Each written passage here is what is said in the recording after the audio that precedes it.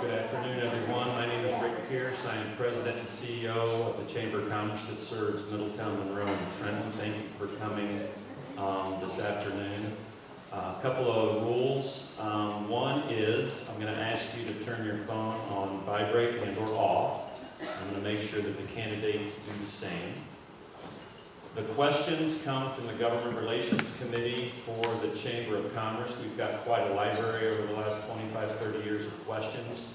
You can only imagine that a lot of them are somewhat apply to any elected office that an individual would take. Then we focus down on some that pertain to the specific area that we have. The questions have been vetted. They have been given to Michael Pittman, the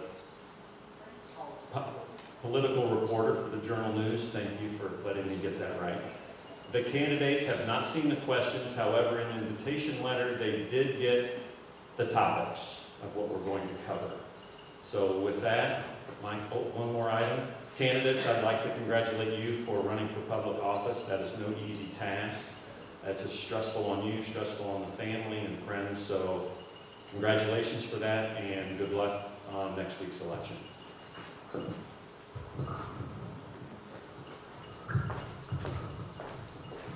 All right, great. Thanks for coming out. I want to thank everybody because it's important that people come out and see this, because this is a vital piece of our electoral process, is for the candidates to ask questions or answer questions that's on the minds of the public. So thank you very much for being here. So what we'll do is we will have 1 minute or 2 minutes for opening statements. We have 3 candidates for 2 seats. We only have 2 candidates here tonight.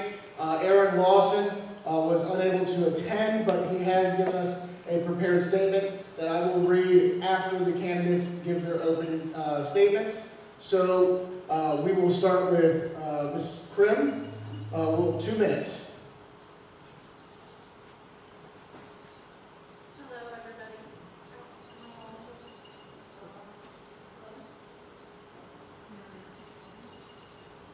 Joel. Oh, there you go. We'll reset the clock there. Okay, thanks. Hello, everybody. My name is Brandi. I want to start by thanking the Chamber for hosting the event and the staff at Madison schools who helped prepare for it, as well as each of you for coming out tonight. I wanted to start with telling you a little bit about myself, for those of you who don't know me. My husband and I have been together in the township since the early 2000s. We're members of Spring Hill Church of Christ, where Noah's held the role of deacon, and I've taught both Sunday school and Tuesday school throughout the last 16 years. I'm currently employed at a law office in Ballot County as a paralegal. I've worked for 2 local law firms and 2 local school districts over the past 15 years. I believe my professional experience would be very beneficial to the Board of Education. Noah graduated from Belmont High School, Miami University, and works as a business analyst for a local bank, where he's been employed for the last 18 years. We have 3 children. Evan, who's 21 years old. He's a junior at Mount St. Joseph University. He's an RA. He plays football. He studies early childhood education. He plans to get his master's and teach 4th grade. He was Madison's 2019 class president, top 10 of his class, National Honor Society. He played football and basketball. He starred in the musicals, and he participated in a lot of other things. He's very proud to be an alumni from Madison schools.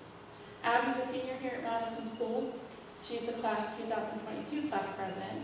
She's in the top 10 of her class, National Honor Society secretary. She plays soccer and basketball. She's involved in many clubs and activities. I'm going to run out of time. So we also have one more child who's a 7th grader. She does things too. One of the main reasons I decided to run for school board is I've seen the district at some of their highest and lowest points. I'd like to see that again.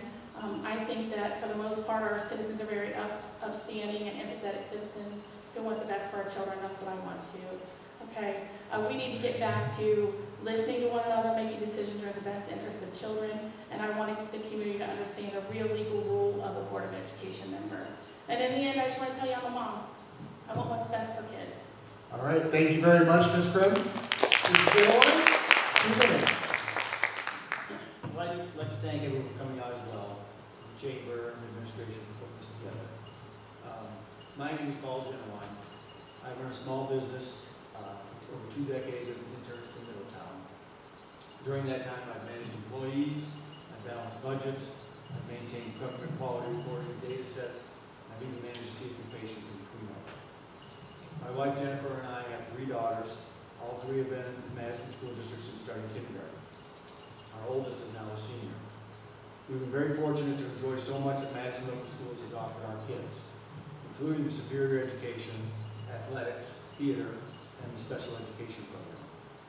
Since serving as a member of Madison School Board, the board has worked not only to continue this outstanding system, but to improve on it. We've improved test scores and improved our state report card, putting us in the top 10% of improving districts in the state of Ohio. We've also introduced the Future Ready Graduate Program, cooperating with the Chamber of Commerce for our students to be ready for what brings them next. We've added safety features to our campus, hardening our campus on multiple levels, but we've also improved access to counseling service, both urgent and ongoing, to help our students in coping with stressors, as well as we've been reviewing threat assessment strategies. The board has kept race-dividing theories out of the curriculum and will continue to do so. Our district also led the way in dealing with the challenge of COVID. While some were insisting on going fully remote, and now this year to include mask mandates, Madison chose instead to go fully in person for last academic year and to leave the mask decision to parents for this year. The school board has set policy and direction for the district on these issues and so many more, but we have done it in a fiscally responsible way. Our community is the only one in our area not to have had a new tax levy in over a decade. Over the last 8 years, our district has shown continual improvement, and I look forward to being a part of more progress to come. Great. Thank you very much. Now what we'll do is we'll alternate questions who goes first. Since Ms. Crim went first for the openings, we'll have Mr. Jennewine for the first question, but I will read Mr. Lawson's statement that he provided us. Madison community members, my name is Aaron Lawson, and I am running for Madison Local School Board. I would like to apologize for not attending tonight's candidate forum held by the Chamber of Commerce. I have work obligations out of town that is preventing my attendance.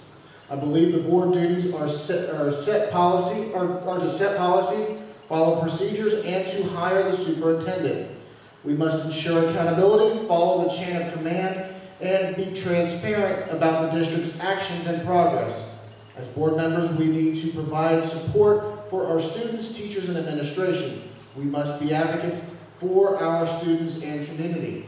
As a board member, we should have the approachability and the transparency skills that are vital to be successful. At the end of the day, I am a parent and community member that wants to drive us forward.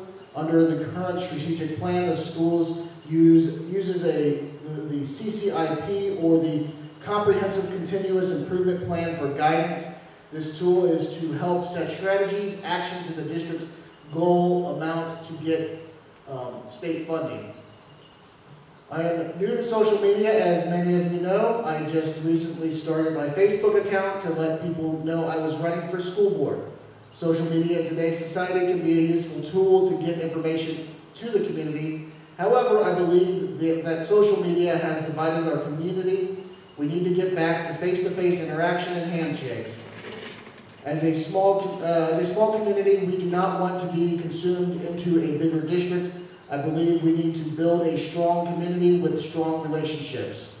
With an open dialogue and a transparent board, we can work together to serve the needs of the students in the community. Sincerely, Aaron M. Lawson. Great, now we will have 1 minute for questions. Now, we learned at the Edgewood School Board meeting, a minute goes by fast.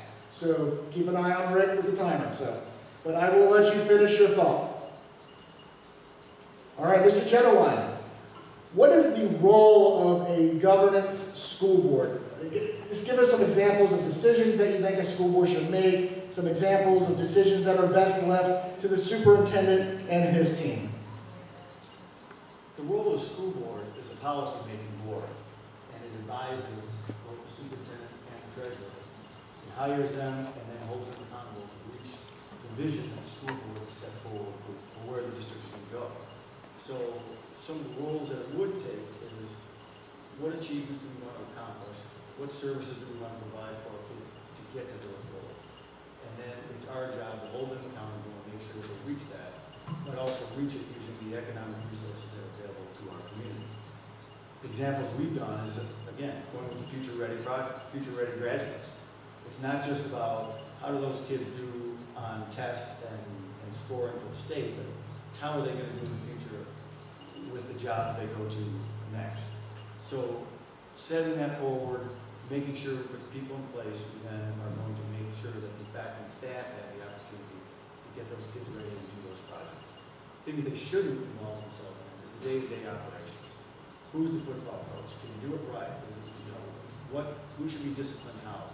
Look, we have professional management people who are there to manage those positions. Thank you very much. I'll let you go a little over because we only have 2. We probably won't be here the whole hour. So, Ms. Crim, same question. I believe that the school board does not exist to run the local public school, but to govern the individuals that do. They need to hire and evaluate a superintendent and treasurer, ensure accountability for those people, provide support to students, teachers, and administration, advocate for students and the school, create and revise the district goals and mission statements, and establish goals for the district, to educate the community on the appropriate chain of command.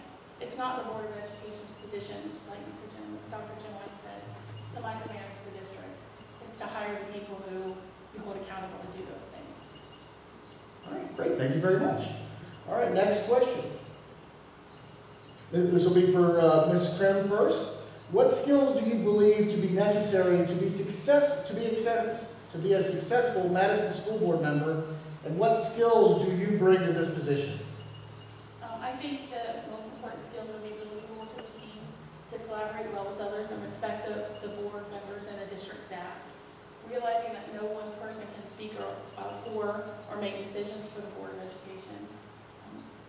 It would be helpful to have a working knowledge of the school policies and procedures, as well as the state law regarding school boards.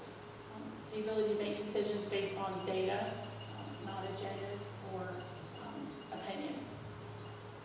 All right. Mr. Jennewine. Well, I think there's several things. I think the first and probably the most important one is to be a good listener. To listen to the community, the administration, the faculty, the staff, other board members, and even the students. I think number 2 is collaboration. We've got to work with all these same people. We've got to come to agreements. We've got to listen to policy or look at policies. You've got to set district visions and a mission statement and bring those all together for what everyone has a shared common goal of the best education for our students. You have that dedication and commitment to the community and to the district. Being on the school board is more than just one meeting in a month. It's reviewing financial statements, board policy, meeting minutes, answering phone calls, emails, talking to teachers, administrators, researching best practices of other districts, both local, state, even national. For me, I've been on the legislative liaison for the board, and that's talking to our legislators and expressing our concerns with what our district thinks, and trying to navigate those new laws coming out and financial constraints that will affect the board. All right. Mr. Jennewine, thank you very much.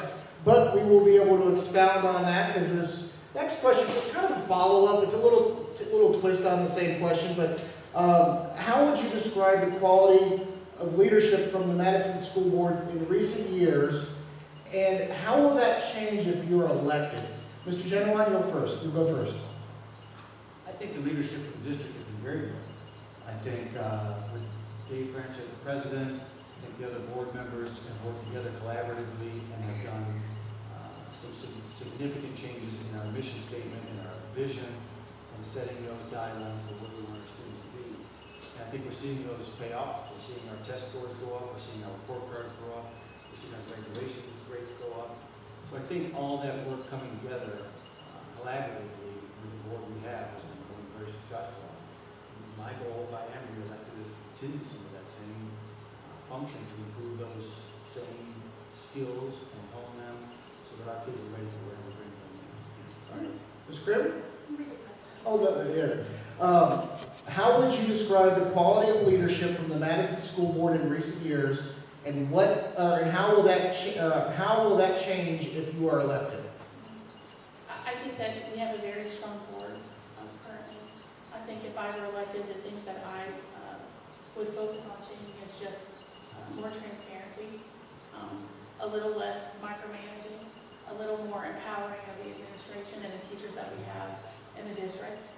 Again, I believe we should hire those people, hold those people accountable, but the people who work in this district have certificates that allow them and empower them to make decisions that I think they need to be making.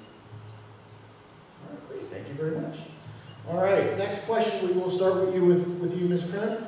What one thing would you hope to accomplish on behalf of Madison students if you were elected? One. You got 1 minute. I would like to see us come together a little more than we have. For whatever reason, over the past several years, there's been a divide in this community. I think a lot of communities. I think that we need to work really hard to be, again, I hate to keep using the same word, a little more transparent. I think we need to involve students in more decision making. When we had the forum here about COVID, not one person asked how a student feels about that policy. Students need to be a part of that. Stakeholders need to be a part of those decision-making choices that we have. We need to be able to hear from the community and hear and respect what they're saying. All right, Mr. Jennewine. I think it's to continue to prepare them for the years to come in their life. I think so much emphasis in schools is placed on how do they score on the test and where does the state reflect. And yet that doesn't really get them ready for what they're going to do next. And that doesn't matter whether it's direct out into the workforce or trade school or college or the military.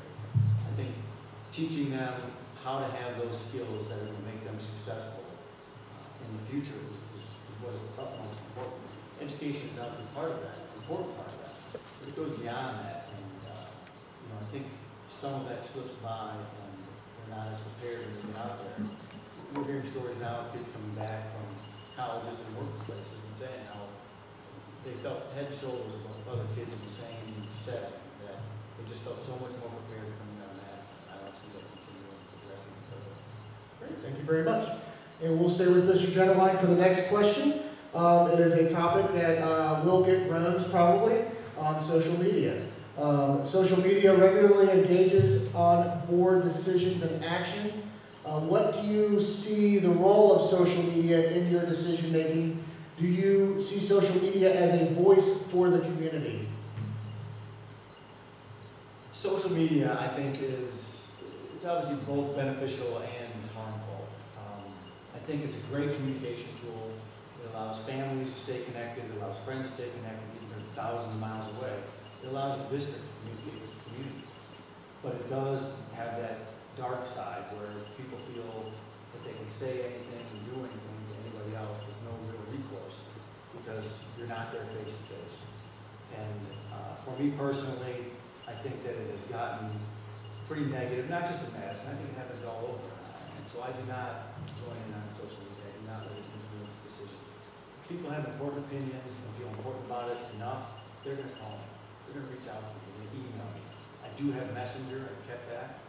So I have to have people message me. But as far as using it as a guide of where the community stands, it seems like it's usually a fairly small portion of the public that's very vocal and inappropriate sometimes. Ms. Crim, 1 minute. While I'm not necessarily a fan of social media being a vehicle for delivering information from the school, I do realize that in some of my research, one of the marketing websites that I use said 2.7 billion people look at Facebook daily. And let's be honest, that's the easiest way to get information right now. I do think that there's a way to look into some other vehicles that we could perhaps be distributing information that maybe would not force people to feel as though they have to get information from social media, knowing that what we find out there isn't always true. So I would like to change some of the way that we communicate information so that our community doesn't feel obligated to gain information from social media only. So what I'm hearing, it's a necessary evil. Right. All right, Ms. Crim, we'll stay with you for the next question here.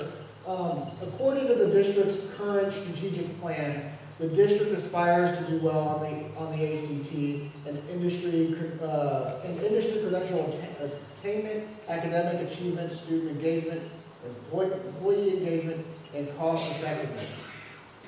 Which of these are a priority to you?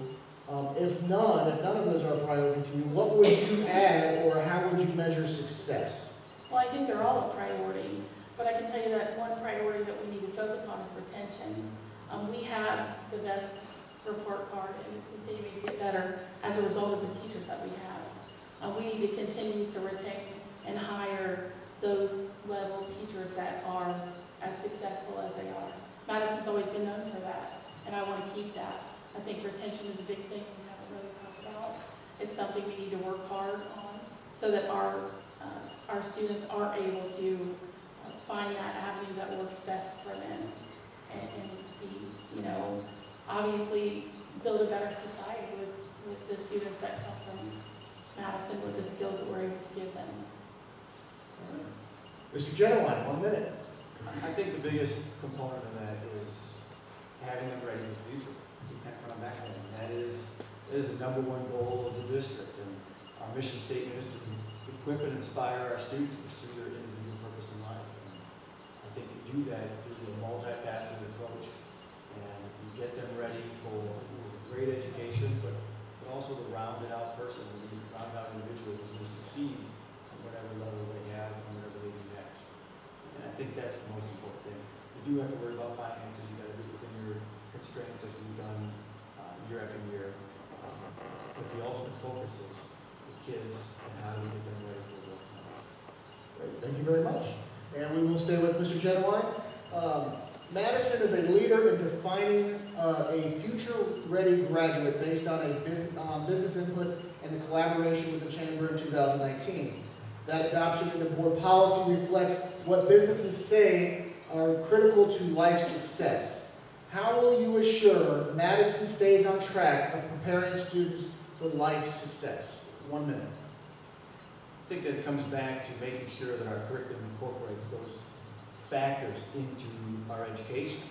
I mean, some of those key factors are problem solving, time management, technology, life skills, communication and collaboration. And those are things that do need to be taught and reinforced so that not just in school, but where they go, they're going to be able to do all those same things out there. I think making sure they're a focus of the curriculum, not just a slogan or a saying that kind of gets forgotten off to the side, but making sure teachers are on board, making sure parents are on board, making sure the administration is on board. That's what we've been doing since we incorporated those. And as you said, we were the first in Butler County to collaborate with the Chamber on what a great idea that is of reaching out to businesses and finding out what do they need, not just 2 + 2, but what do they really need out of their employees? How do we make sure our kids are successful?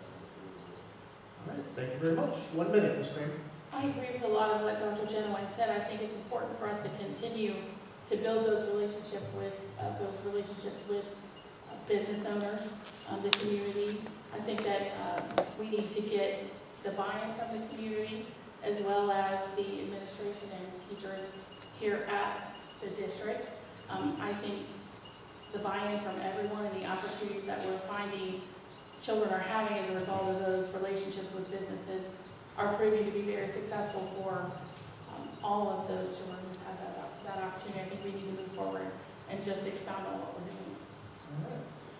Okay, moving on. With the state academic measures, they put Madison in the 50th to 60th percentile in Ohio. Basically, the district's in the middle of the pack. From your perspective, is this acceptable? Ms. Crim, 1 minute. I'd like to be first. You're first every other question. I'd like the other question. Honestly, can you read it one more time? Yes. I'm sorry. Basically, Madison finished in the 50th to 60th percentile on the state academic measures and report card, basically being in the middle of the pack. Is this acceptable? How do you fix this? What do you do? I don't think it's acceptable. I think it's okay, but I think we need to raise the bar. Middle of the pack to me is never where I want to be. I want my kids to be, or I want any of the kids in this district to be. I want the district to stand out like it used to. I want the district to be at the front of the pack, not the middle of the pack. I think that we need to do that by, again, retaining good teachers, hiring new teachers, giving improving the morale and culture of the building to keep those teachers and to make this district the district that people want to come and work in, not the district people only. Hope that answered. Thank you very much. Mr. Jennewine, 1 minute. I think that's absolutely not acceptable. When I first got elected to the school board, I heard numerous times from administrators and teachers, Madison is good enough. Good enough for our kids. That was not acceptable to me either. As soon as I got on, that was something we moved to change, to say good enough is never good enough. We need to do better. And with changes that were implemented, some of them were tough, some of them parents didn't like, but with changes that got us to the next level and the next level. And that's why you're seeing us in the top 10% of improving school districts, because those changes we've implemented and continue to implement that have pushed us above and beyond and continue to do that have been in place and moving forward over the last 8 years. Good enough is not good enough for our kids. We need to be the best. Great, thank you very much. And we will stay with Mr. Jennewine, or Dr. Jennewine. Besides the continued pandemic, what do you believe is the most pressing issue facing Madison schools, and what do you plan to do to correct its course? I think probably funding is one big thing. The Columbus, the legislature just passed their 2-year budget this year, and that included what they call the fair funding formula. Well, the fair funding formula is most fair for some places and not so fair for others.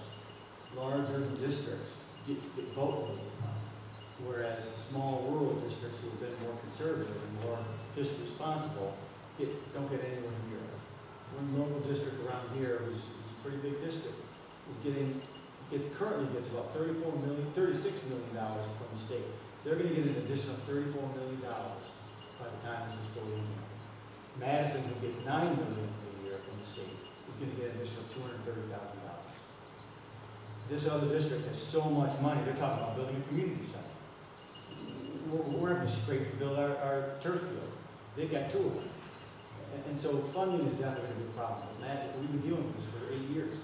Finding other ways, other sources, organizations to collaborate with to get extra funding from outside sources that aren't just doing from the state, but also by not raising taxes at the first go-to every time like other districts do. All right, thank you very much. I let you go over about 20 seconds, so I will give Ms. Crim about 20 extra seconds too. So, you need me to reread the question? Besides handling the continued pandemic, what do you believe to be the most pressing issue facing Madison, and what's your plan to do something about it? Again, I keep going back to the same thing, but I think retention is a big thing. We've hired, we've had 3 superintendents over the last 4 or 5 years. We've had 2 treasurers.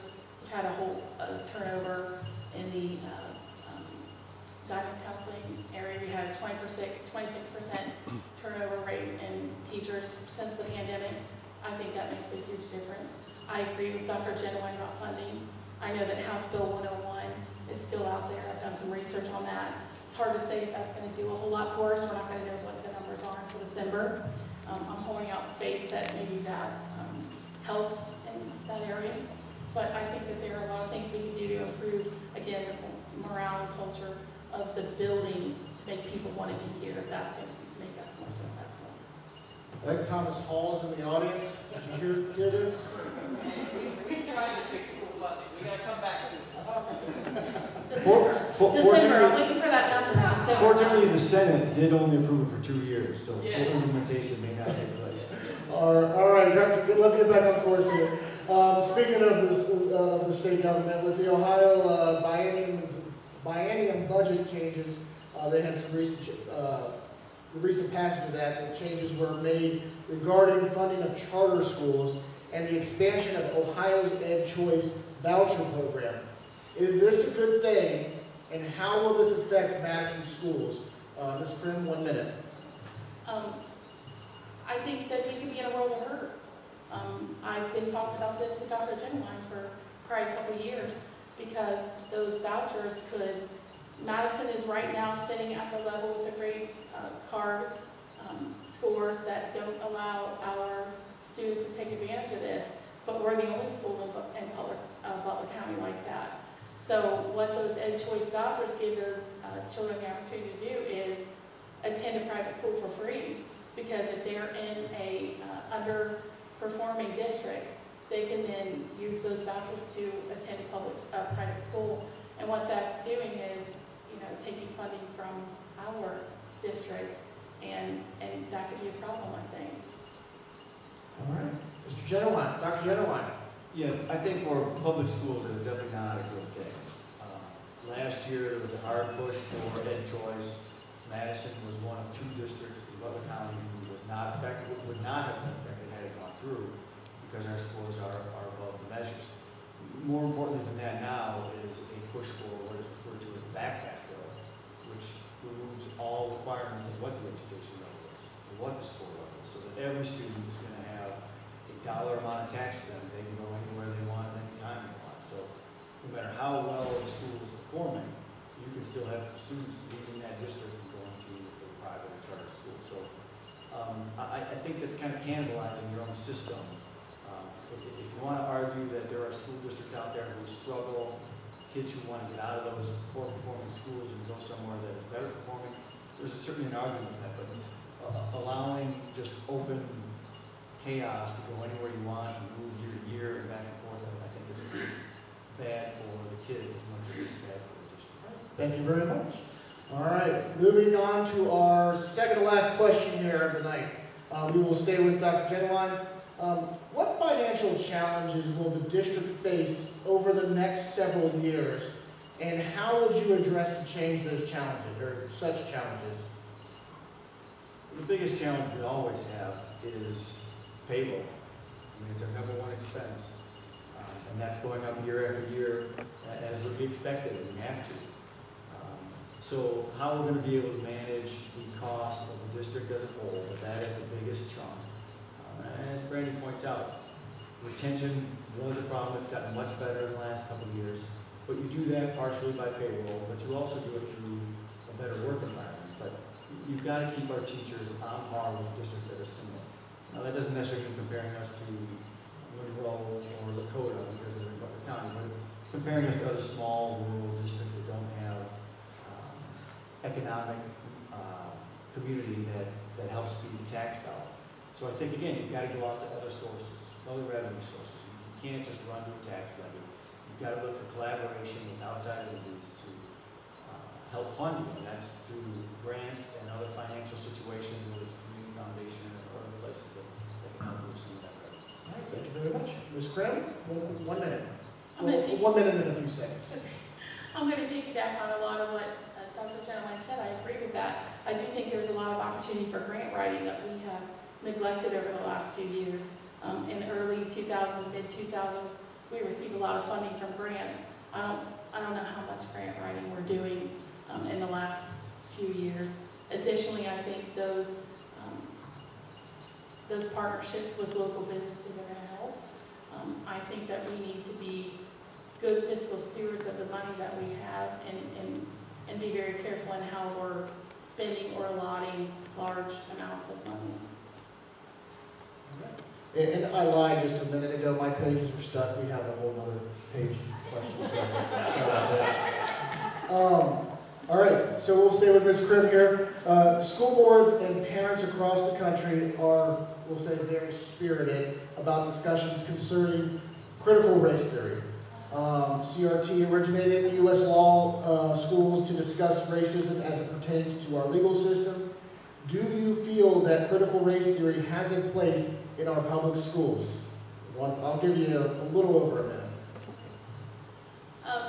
We all know that public schools must teach the Ohio Learning Standard. Curriculum is handed to us from the Ohio Department of Education. Madison Local Schools does not teach critical race theory. They have no intentions, as far as I know, in the research I've done, of ever introducing critical race theory into their curriculum. We're held by a standard. It affects funding if we don't teach the curriculum that the Ohio Department of Education gives us. We can't stand on our own without that funding. So I don't think critical race theory is anything any of us need to worry about. I think it's a buzzword right now. I think it's a fearful word that people are using. And again, it's not anything Madison's doing or has any intentions of doing. All right, thank you very much. Dr. Jennewine? Critical race theory has no place in K-12 education. I think if someone argued that it can be done as an elective at a college level, when someone can really get into the nuances of it and understand it better and the pros and cons, that's up to them. But in the K through 12 system, there's no place for CRT, and that certainly holds true for Madison schools. And I think the outcry from community members is pretty clear. And one thing I was glad to see was with encouragement of members like myself, with the Ohio School Board Association finally withdrew from the National School Board Association because they were the ones who sort of put that drive in to tell parents you can't go talking to districts that are implementing it, and districts are implementing it. Districts in Ohio are absolutely implementing it. So I think that's important that they get to feel that community members aren't on board with this, and we're not going to teach it. And again, it comes back to listening to the community and the parents that what they want and what's best for the kids, and that's not part of it. All right, thank you very much. Now, the Chamber has conducted 4 other candidate forums this month, and there's one major theme that has emerged. Ms. Crim's mentioned it a few times tonight, transparency. What letter grade would you give the Madison School Board when it comes to transparency, and what would be your stance on rolling back the board's current sign-up policies for residents wanting to speak at board meetings? Dr. Jennewine, 1 minute. I think transparency is a big word. I think our school board has done a very good job of transparency. I think the policy that we had for speaking at school board meetings goes back to the 90s. We've had very little changes in it. It was not an issue until more recently. And I think it's shown the shortcomings of the policy we have. That policy has been removed, it's being looked at, it's going to be changed. It's up to me. I think there's no need to have a pre-registration time to talk at a board meeting. And people come and talk. And there is time limit overall, just to make sure a meeting doesn't go into the late evening. But I think you want to come and talk, you can come and talk. I don't have an issue with that. So that policy is definitely going to change, and in my opinion, change for the better. All right. Ms. Crim, 1 minute. Do I have to give a grade? He didn't give a grade. Oh, no. That's great. Well, give a grade. I would give it a B. All right, now you have to give a grade. I'm going to give a C. I think that it's difficult, but I think that the policy has not been beneficial to the community. I think stakeholders, taxpayers in this district have a right to be heard. I think they should be heard. I think regardless of whether we like what they're saying or not, they have a right to be heard. They're funding this district. They have their hearts in this district just like mine is and Dr. Jennewine's is. So I think we need to get that policy restructured and done like now, because people deserve that right. All right, we will stay with Ms. Crim for these. Now this is actually the second to last question here. If you had a magic wand and could wave it to accomplish anything for Madison students, what would it be and why? We would never have to worry about budgets at all. They would have anything and everything they want. They would have every opportunity and we would house those things in this district. We could have our own career tech center here in this building and give hands-on learners the opportunity to learn that way. And just, if we had money, we could make this place, all the things we want it to be. Including improving the special ed department, improving those relationships with community members and businesses. I think that funding would be my first thing. Dr. Jennewine. I think it's a lot about the family life and home life of some of these kids. I think you see a diverse community in Madison that has some kids who really have challenges at home. And it's not just special needs, that's part of it, but when you see kids who want to come to school because they don't want to be at home, that's tear-jerking. And I think that there was something I could do that would change all of that, give all of those kids a more level playing field, because that's where success in life is going to come from. School's there to kind of foster it, but if they're not getting that nurturing and that guidance at home, it really doesn't matter how fancy that school is.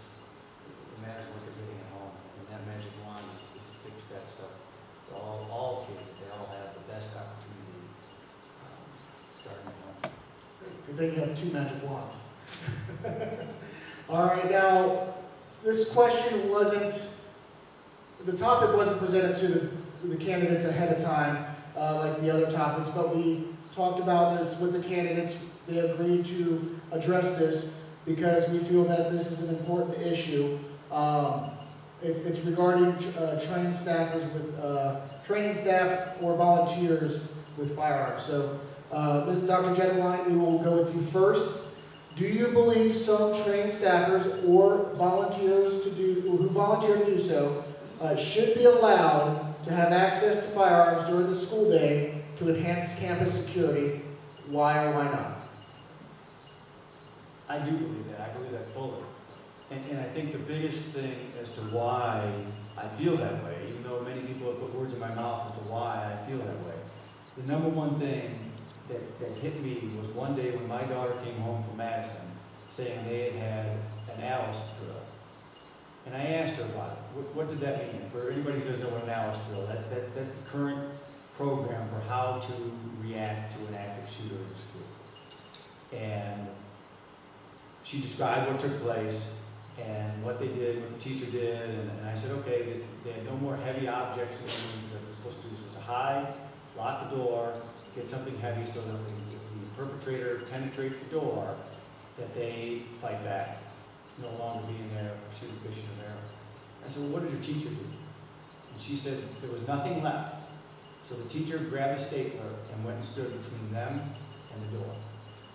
And I realized right there that teacher's plan was to die protecting my daughter. And I don't think there's anybody in this room who honestly, in the back of their mind, doesn't expect the same thing.